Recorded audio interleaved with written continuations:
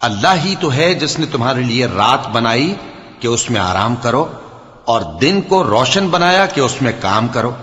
بے شک اللہ لوگوں پر فضل کرنے والا ہے لیکن اکثر لوگ شکر نہیں کرتے۔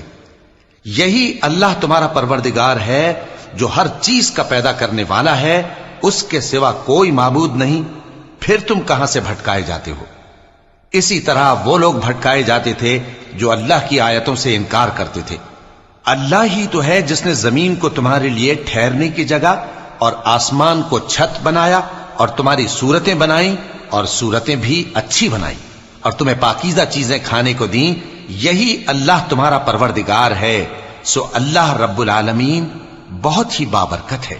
وہی زندہ جاوید ہے، اس کے سوا کوئی عبادت کے لائق نہیں، تو اس کی عبادت کو خالص کر کے اسی کو پکارو۔ ہر طرح کی تعریف اللہ ہی کے لیے ہے جو تمام جہانوں کا پروردگار ہے۔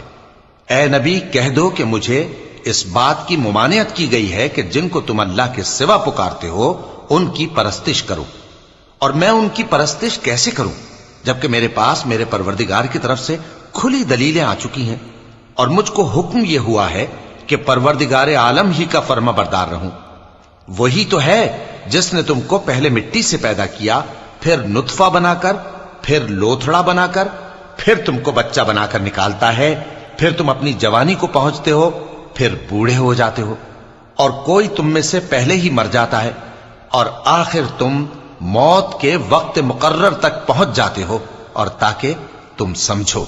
وہی تو ہے جو زندگی اور موت دیتا ہے، پھر جب وہ کوئی کام کرنا یعنی کسی کو پیدا کرنا چاہتا ہے تو اس سے کہہ دیتا ہے کہ ہو جا، تو وہ ہو جاتا ہے۔